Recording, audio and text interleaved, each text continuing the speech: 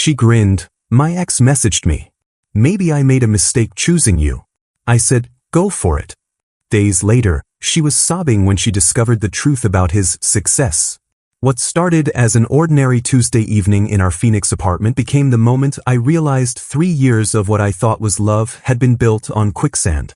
I was debugging security protocols for a client when Rachel burst through our front door with this triumphant expression I hadn't seen since she landed her marketing job. You'll never guess who reached out to me today, she announced, practically bouncing with excitement as she dropped her purse and pulled out her phone. I looked up from my laptop, expecting news about a promotion or maybe plans with her sister. Instead, she thrust her screen toward me, showing Instagram messages from someone named Trevor Walsh. The name meant nothing to me, but Rachel's face was glowing like she'd won the lottery. Trevor from college, she explained, as if that clarified everything. Remember, I told you about him? We dated senior year before he moved to Silicon Valley. I vaguely remembered her mentioning some ex-boyfriend who'd chased tech dreams in California, but she'd never seemed particularly nostalgic about him.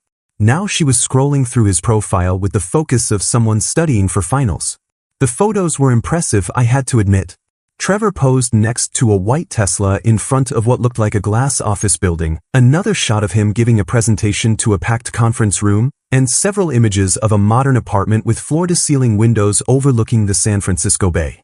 His bio read, CEO and founder, disrupting tech one innovation at a time. Look at this, Rachel continued, showing me his latest post about closing a Series B funding round. He's building this revolutionary platform for sustainable energy management. Says he's already got contracts with 3 Fortune 500 companies. I studied the images more carefully, noting the professional quality of the photos and the carefully crafted captions. As someone who works in cybersecurity, I've learned to be skeptical of things that seem too polished online. But Rachel was completely absorbed, reading his messages aloud. He says he's been thinking about how different things might have been if we'd stayed together after graduation. How we could have built an empire together instead of playing it safe. That phrase hit me like a physical blow. Playing it safe. I'd been working 60-hour weeks for the past 2 years, building expertise in threat detection and network security. I'd saved enough for a down payment on a house and had been secretly saving for an engagement ring that was currently hidden in my sock drawer. Apparently, stability and planning ahead qualified as playing it safe. What exactly is he suggesting? I asked, trying to keep my voice neutral. Rachel sat down across from me, her expression suddenly serious. He wants to meet when he's in Phoenix next week. Says he has some business meetings here and thought we could catch up. She paused, chewing her lower lip the way she did when she was nervous. I've been thinking lately about whether I settled too quickly. Whether I chose security over ambition. The words hung in the air between us like smoke. 3 years together, and she was questioning the fundamental choice of being with me. I thought about all our weekend mornings making breakfast together, our evenings planning trips we'd take someday, the way she used to brag to her friends about having a boyfriend who actually knew how to fix things when they broke. You think you settled for me, I said. It wasn't a question. I think I might have. Her honesty was brutal but somehow refreshing. Look at what Trevor's accomplished in the same 4 years. He took risks, built something revolutionary. Meanwhile, we're here living in the same apartment, following the same routines, talking about maybe buying a house in the suburbs someday. I closed my laptop and really looked at her. The woman I'd been planning to propose to was sitting across from me, essentially asking for permission to explore whether she'd made a mistake choosing stability over excitement. The irony wasn't lost on me that she called my career boring when I spent my days protecting companies from sophisticated cyber attacks, but apparently preventing $1 million security breaches wasn't as impressive as whatever Trevor was selling on Instagram. So what are you asking me, Rachel? I guess I'm asking if you'd be okay with me meeting him, just to see what might have been. I could have fought for us. Could have pointed out that she was comparing our real, lived-in relationship to someone's carefully curated social media presence. Could have mentioned the engagement ring and my promotion opportunity and all the plans I'd been making for our future. Instead, I looked at her sitting there, practically vibrating with excitement about another man's supposed success, and realized something important. If she needed permission to explore other options, she'd already made her choice. Go for it, I said calmly. The surprise on her face told me she'd expected me to fight harder. I watched Rachel's confusion turn to relief as she processed my response, probably interpreting my calm acceptance as understanding rather than the quiet devastation it actually was. While she texted Trevor to confirm their meeting, I was already formulating a plan that had nothing to do with winning her back and everything to do with protecting myself from whatever game was being played. The next morning, I called Lisa Martinez, Rachel's former college roommate who now worked as a private investigator in Los Angeles. I'd met Lisa twice during visits, and she'd always struck me as someone who saw through people's facades with surgical precision. More importantly, she'd known Trevor during their college years and had never seemed impressed by him. "Kevin." Lisa sounded surprised when she answered. "Is everything okay with Rachel?" "That depends on how you define okay," I said, explaining the situation while walking to my car in the parking garage. "Trevor Walsh is back in the picture, and Rachel seems convinced he's become some kind of tech mogul." The silence on the other end stretched for several seconds. "Trevor Walsh," Lisa repeated slowly. "Tall guy, brown hair, always wore those expensive watches he couldn't afford?" "That sounds right. Why do you ask about the watches?" "Because that was Trevor's whole thing in college. He'd buy convincing knockoffs and let people assume they were real. I always wondered what happened to him after graduation." Lisa agreed to meet me that afternoon at a coffee shop in Scottsdale, claiming she had some information that might interest me. When I arrived, I found her at a corner table with a laptop open and several printed documents spread out. Lisa looked exactly as I remembered, professional and focused, but there was something different about the way she greeted me. More attention, more genuine interest than I'd ever noticed before. "I did some preliminary research after your call," she said, sliding a folder across the table. "Trevor's been busy, but not in the way he's advertising." The documents were fascinating and disturbing. Trevor's supposed Silicon Valley success was entirely fabricated. His office was a WeWork space he rented by the hour for photo shoots. The Tesla belonged to a car-sharing service, and his apartment photos were lifted from various luxury real estate listings. Most damaging of all, Lisa had discovered Trevor had been systematically contacting his college ex-girlfriends over the past 6 months, using identical scripts about business success and missed opportunities. "He's running some kind of con," Lisa explained, showing me screenshots from 3 different women who'd been approached with similar stories. "The question is what he's really after." I studied Lisa as she walked me through her findings, impressed by her thoroughness and analytical approach. She'd built a comprehensive timeline of Trevor's activities, cross-referenced his social media posts with actual business filings, and even verified that his supposed company didn't exist in any corporate database.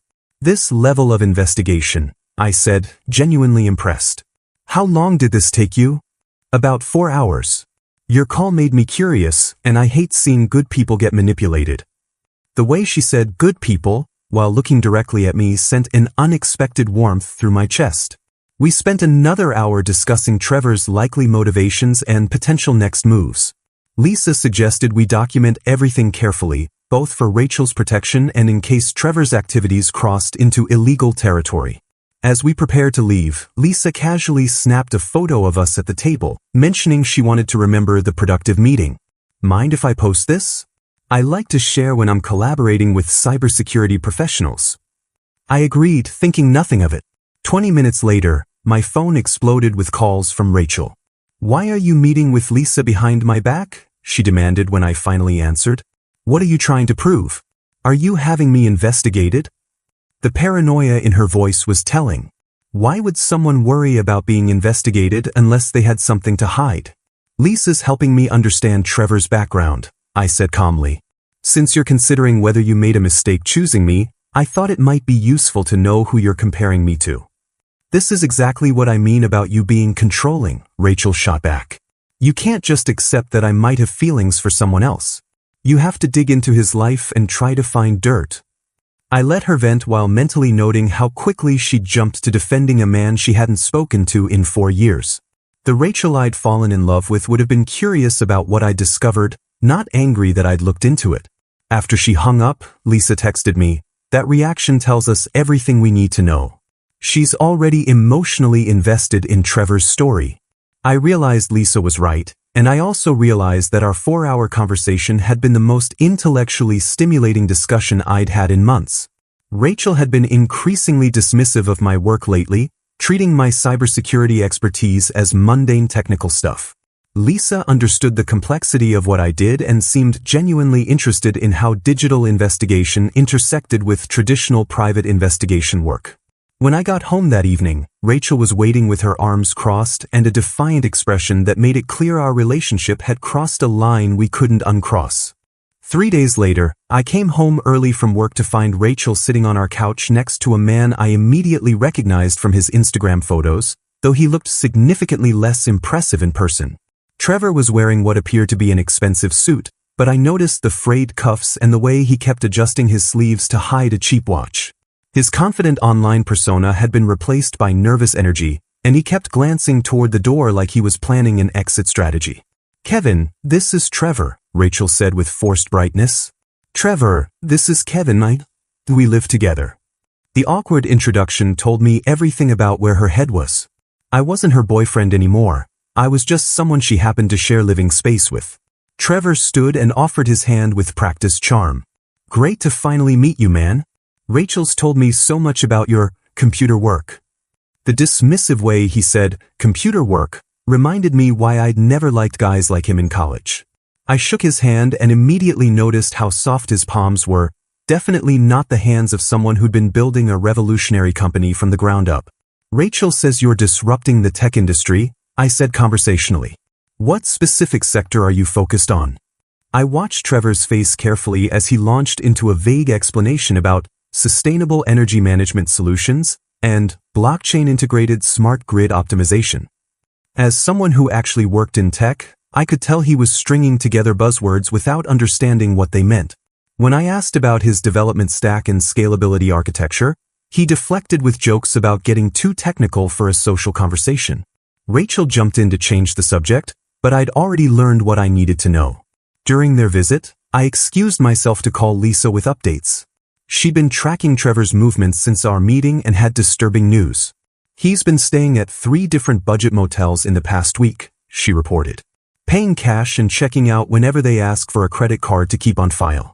I also found court documents showing eviction proceedings from his last known address in San Jose. "What about his business?" I asked, watching through the window as Trevor and Rachel talked intensely on our balcony. "Kevin, there is no business. I contacted the supposed Fortune 500 clients he mentioned on Instagram. None of them have ever heard of him or his company. The whole thing is fabricated." When I returned to the living room, Trevor was showing Rachel paperwork for what he claimed was a major investment opportunity. I glimpsed enough to see official-looking documents with impressive letterheads and complex financial projections. As someone who'd been targeted by phishing attempts and social engineering scams, I recognized the hallmarks of professional-grade fraud materials. "Rachel, could I speak with you privately for a moment?" I asked. She followed me to the kitchen with obvious reluctance. "Lisa found some concerning information about Trevor's financial situation," I said quietly. "I think you should know he's been evicted from 3 apartments in the past year and there's no record of his company actually existing." Her face flushed with anger. "You're still investigating him? This is harassment, Kevin.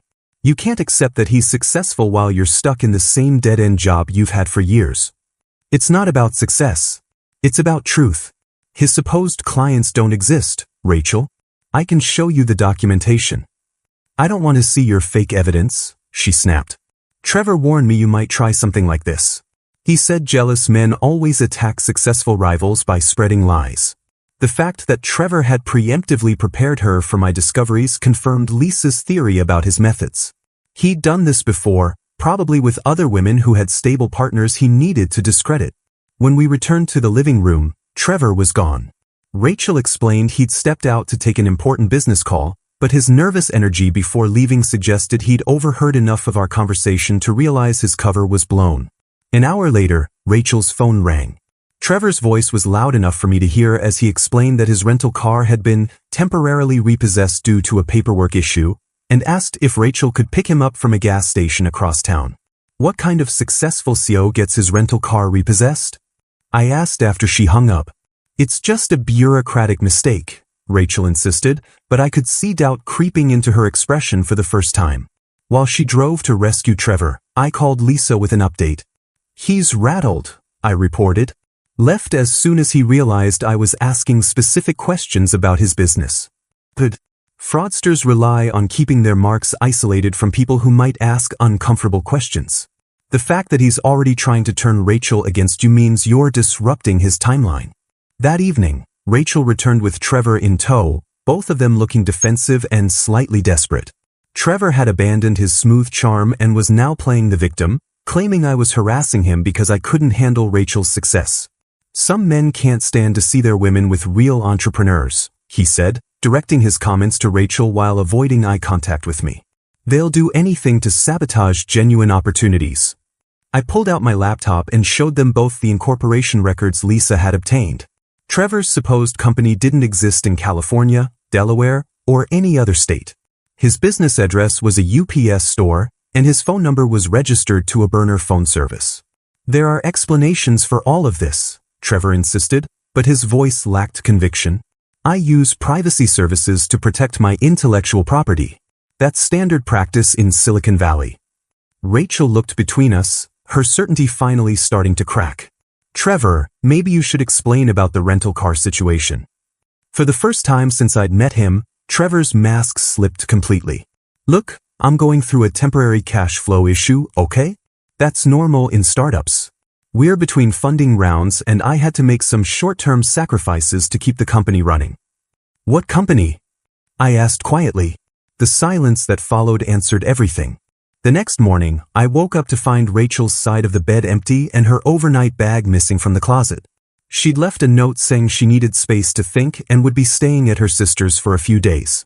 What she didn't mention was that she'd also taken Trevor with her, something I discovered when Lisa called with surveillance updates.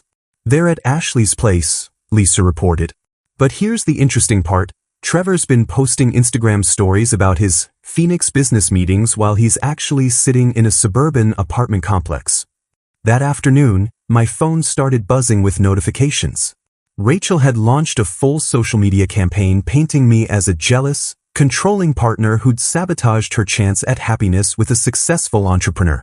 Her Facebook post had already garnered dozens of sympathetic comments from mutual friends who didn't know the full story. My boyfriend hired a private investigator to stalk and harass my friend because he can't handle that someone from my past became successful while he stayed stagnant, she'd written. Some men can't stand to see women with ambition or appreciate when they meet real entrepreneurs who think bigger than their next paycheck.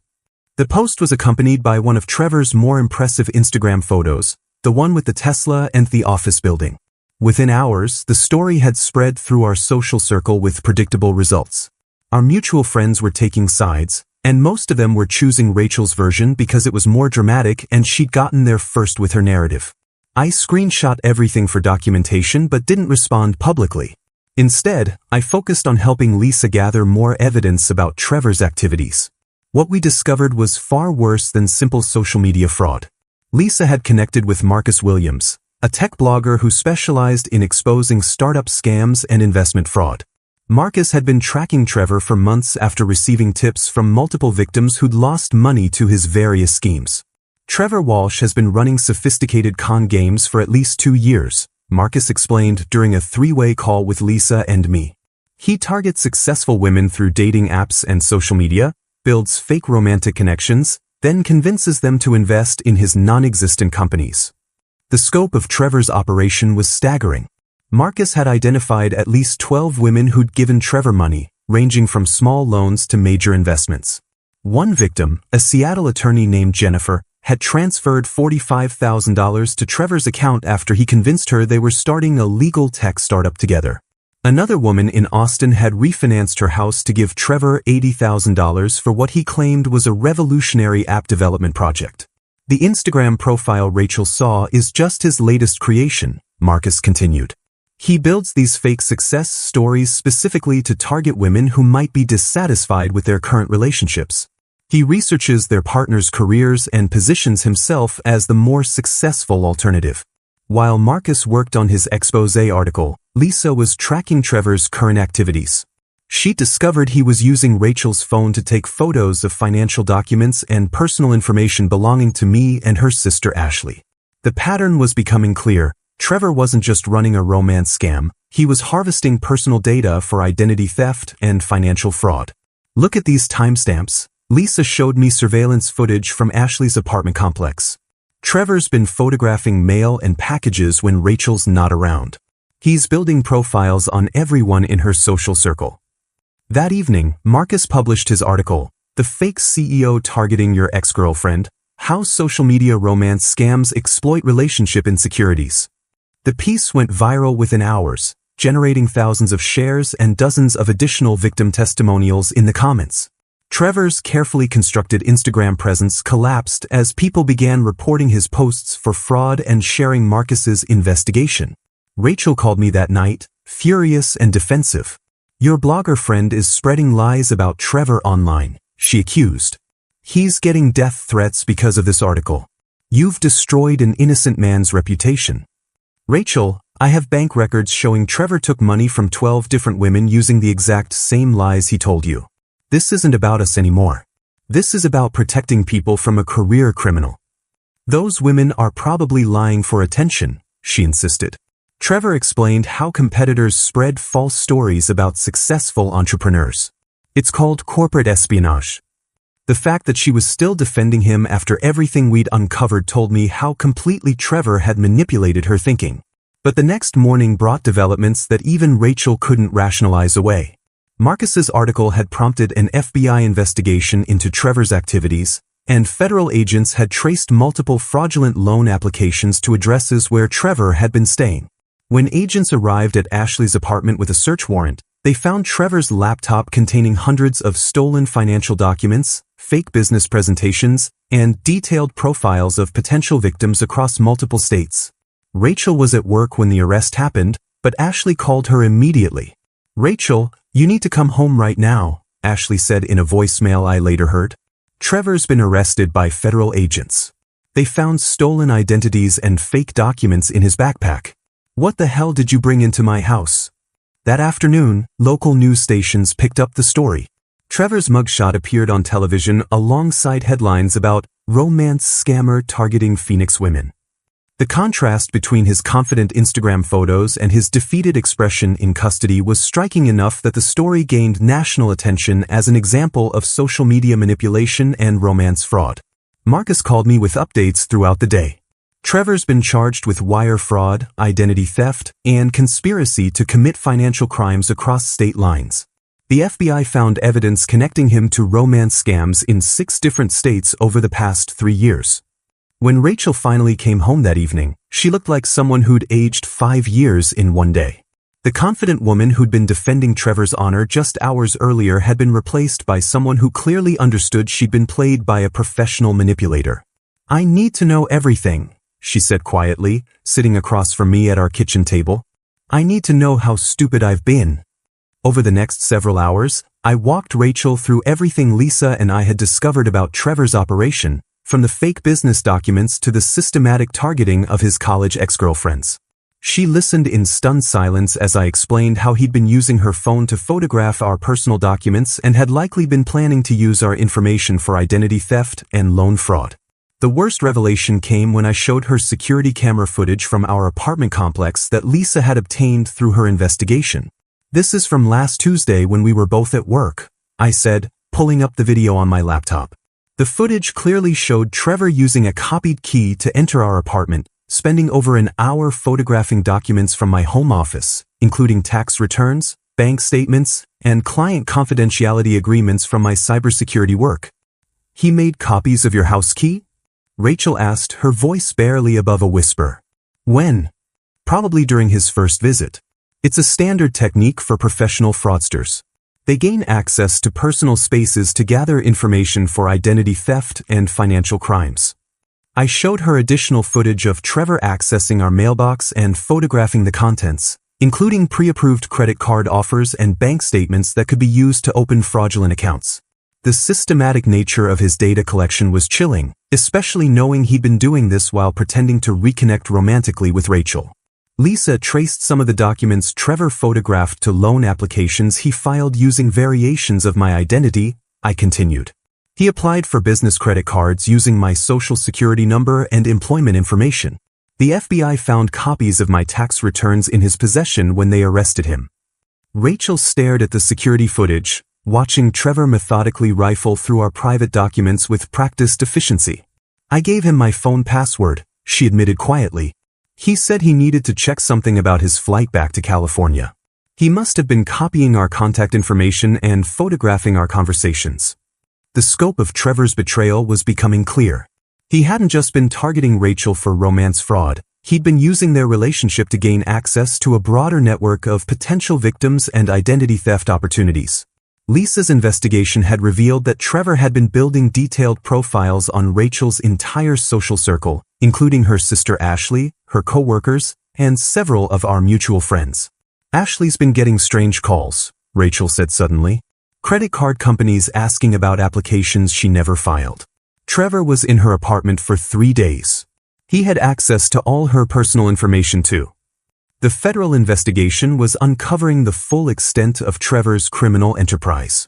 FBI agents had found evidence that he'd been using stolen identities to create fake business entities and apply for government grants meant for minority-owned startups. His laptop contained over 200 stolen identity profiles, fake business presentations for non-existent companies, and detailed plans for targeting specific demographics through social media manipulation. The agents said he was part of a larger network, Rachel reported after speaking with investigators. They think he was feeding stolen information to other criminals who specialized in different types of fraud. It wasn't just romance scams. It was a sophisticated operation.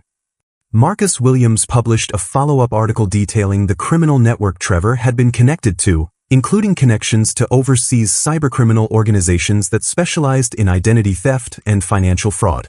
The story revealed that Trevor's fake CEO persona had been just one part of a larger scheme to infiltrate professional networks and harvest personal information for criminal purposes. Trevor's arrest has led to investigations in multiple states, Marcus explained during another call with Lisa and me.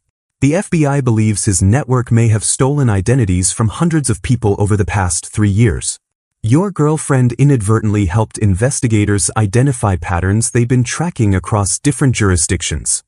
The personal cost of Rachel's involvement became apparent when she was called in for additional FBI interviews.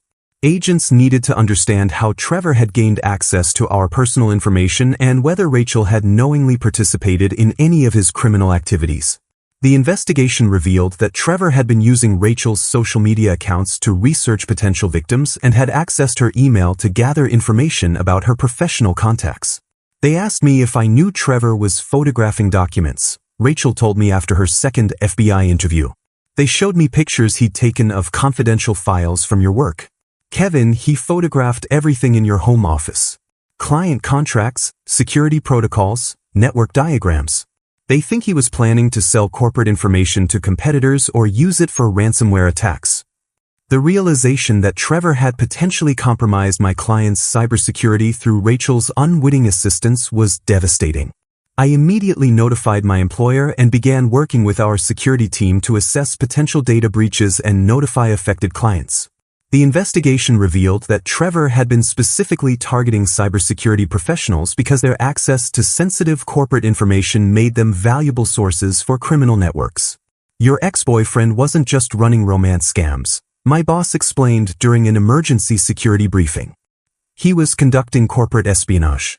The information he photographed from your home office could have been used to target our clients with sophisticated cyber attacks.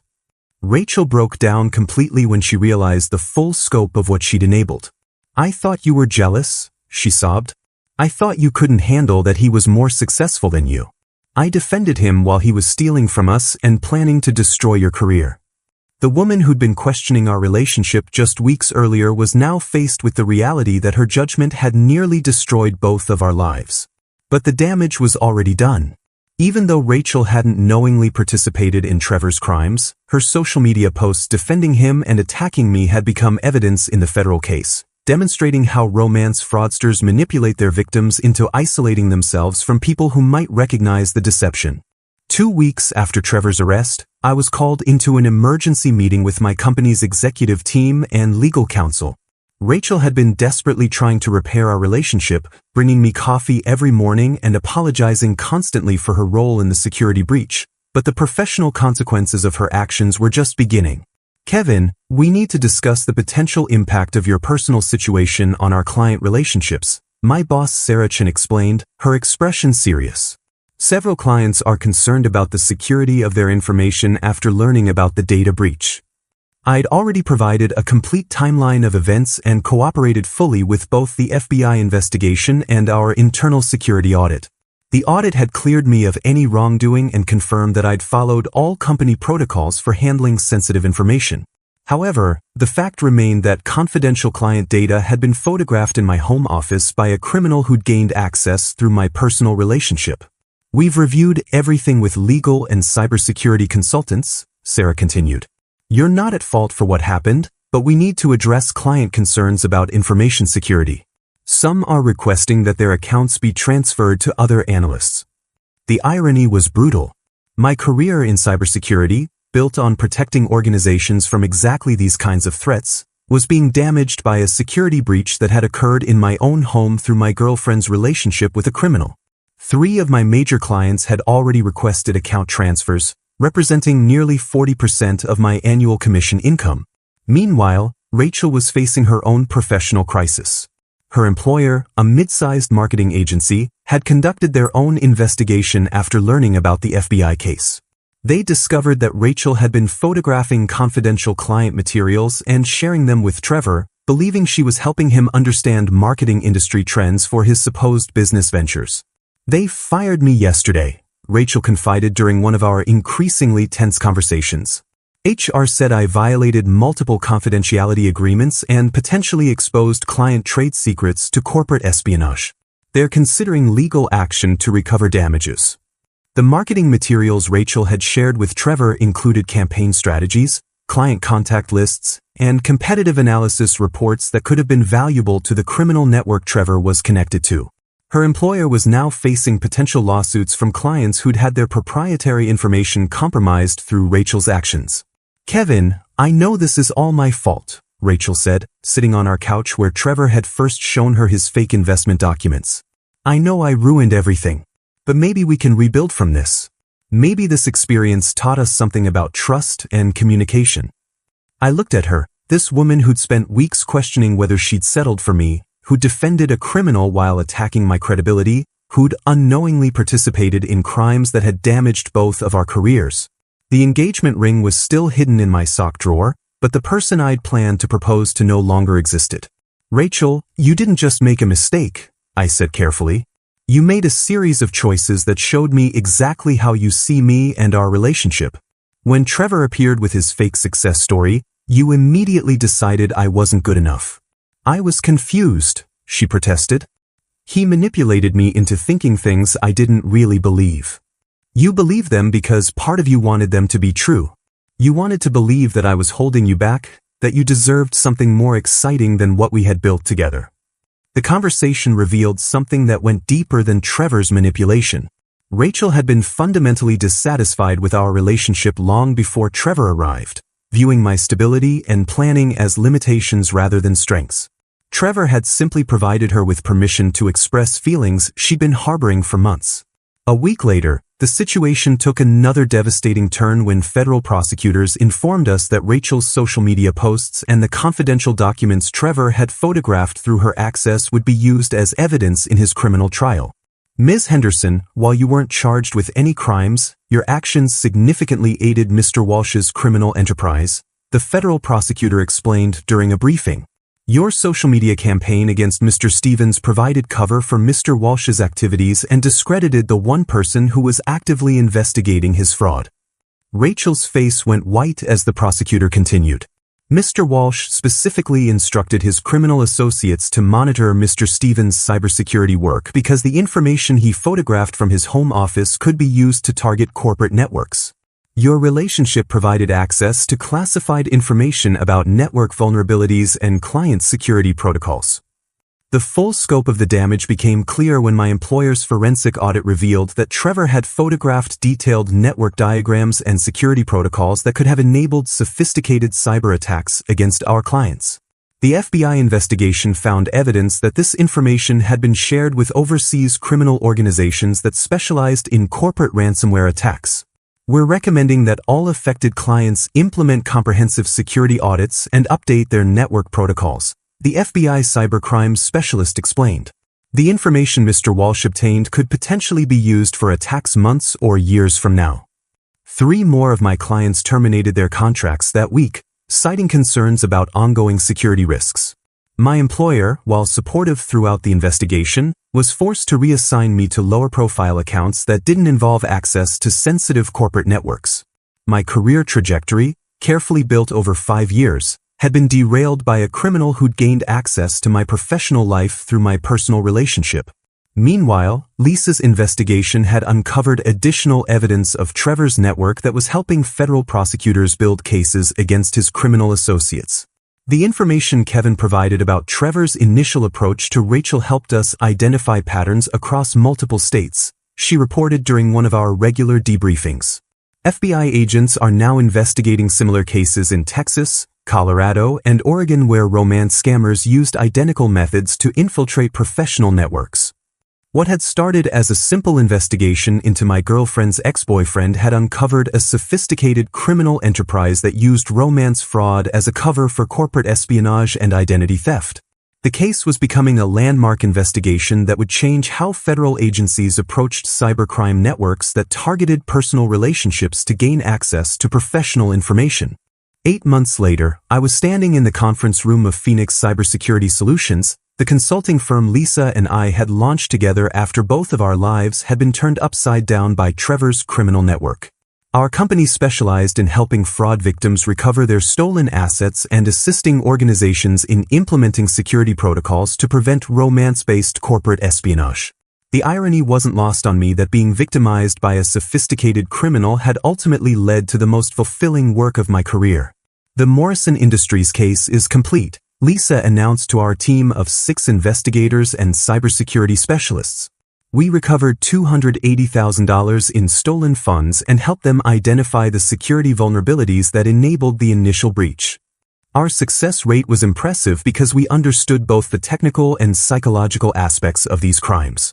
I brought expertise in network security and digital forensics, while Lisa contributed her investigative skills and deep understanding of social manipulation tactics. Together, we developed innovative approaches to tracking cybercriminals who used personal relationships to infiltrate corporate networks. The demand for our services had grown rapidly as more organizations realized how vulnerable they were to romance-based espionage. We'd consulted with companies across 12 states, helping them implement policies that protected employees' personal information while maintaining appropriate work-life boundaries. My career had not only recovered from the Trevor incident but had expanded into something more meaningful and lucrative than my previous corporate position. Kevin, the FBI wants us to present at their National Cybercrime Conference next month, Lisa said, reviewing our latest case files. They want us to share our methodology for identifying romance fraud networks that target professional information. Our professional partnership had evolved into something much deeper over the past few months. Lisa understood the technical complexity of my work in ways Rachel never had, and I appreciated her analytical approach to human behavior and criminal psychology. We'd started dating officially 3 months ago, though we'd been building toward it since the day we first met to discuss Trevor's activities. The contrast with my previous relationship was striking. Where Rachel had viewed my cybersecurity expertise as mundane technical work, Lisa found it fascinating and regularly incorporated my insights into her investigations. Where Rachel had been dismissive of my methodical approach to planning, Lisa appreciated the strategic thinking that went into building comprehensive security protocols. The Denver victim recovery case netted another $150,000, I reported, reviewing our quarterly results. That brings our total recovered assets to over $2.8 million this year. Our success wasn't just measured in financial recovery. We'd helped 43 fraud victims understand how they'd been targeted and manipulated, providing them with resources for both financial and emotional recovery. Many of our clients had become advocates who helped other victims recognize similar scams. Meanwhile, Trevor's criminal trial had concluded with a conviction on multiple federal charges. He'd been sentenced to 5 years in federal prison after pleading guilty to wire fraud, identity theft, conspiracy to commit cybercrime, and violations of the Computer Fraud and Abuse Act. The evidence Rachel's inadvertent cooperation had provided was crucial to securing convictions against 3 members of his criminal network. Marcus Williams wants to interview us for his new book about corporate espionage, Lisa mentioned, referring to the tech journalist whose initial investigation had exposed Trevor's fraud network. He says our case study about romance fraud targeting cybersecurity professionals is becoming required reading at FBI training programs. Rachel's life had taken a dramatically different trajectory. After being fired from her marketing position, she'd struggled to find equivalent work due to the confidentiality violations on her record. She'd eventually taken a retail job at a department store in Tempe, working for hourly wages that barely covered her basic expenses. Her sister Ashley had asked her to move out after learning about the identity theft attempts that had originated from Trevor's access to her apartment, leaving Rachel to find a small studio apartment she could barely afford. The civil lawsuits from Trevor's fraud victims had been more devastating than his criminal conviction. Rachel was named as a defendant in multiple cases because her social media posts had provided credibility to Trevor's fake business persona, helping him defraud additional victims after his Phoenix visit. While courts ultimately determined she'd been manipulated rather than complicit, the legal fees and settlements had consumed her savings and damaged her credit rating. She applied for a job here last month, Lisa told me one evening as we reviewed applications for a new administrative position. HR forwarded her resume with a note about the connection to our founding case. I read through Rachel's application materials, noting how she tried to position her experience with Trevor's fraud network as relevant qualifications for helping other victims.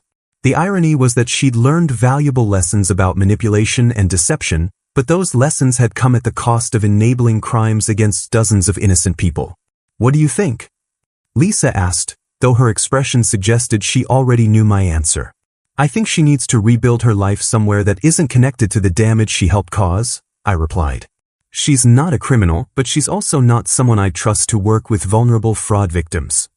6 months later, Lisa and I announced our engagement at the annual Phoenix Business Security Conference, where we were keynote speakers discussing the intersection of personal relationships and corporate cybersecurity.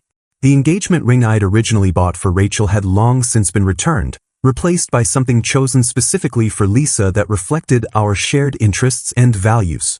Building security isn't just about technology, I told the audience of cybersecurity professionals and law enforcement officials. It's about understanding how criminals exploit human vulnerabilities to gain access to technical systems. Personal relationships are increasingly becoming attack vectors for sophisticated fraud networks. Our presentation concluded with case studies showing how romance fraud had evolved from simple financial scams into sophisticated operations targeting corporate networks and professional information. The Trevor case had become a textbook example of how criminals use intimate relationships to bypass traditional security measures. After the conference, Lisa and I drove to the same coffee shop in Scottsdale where we'd first met to investigate Trevor's background. Do you ever wonder what would have happened if Rachel hadn't fallen for Trevor's con? Lisa asked, sipping the same latte she'd ordered during our first meeting. I think about it sometimes, I admitted. But honestly, Trevor just revealed problems that already existed. Rachel was looking for reasons to be dissatisfied with what we'd built together. If it hadn't been Trevor, it would have been someone else eventually. Our success had proven that sometimes the worst betrayals lead to the best outcomes, not because the betrayal was deserved, but because surviving it reveals strengths and possibilities that might never have been discovered otherwise. Rachel had seen my stability and planning as limitations that held her back from something more exciting. Lisa saw those same qualities as strengths that enabled us to build something meaningful together. The difference wasn't in who I was, but in who was looking.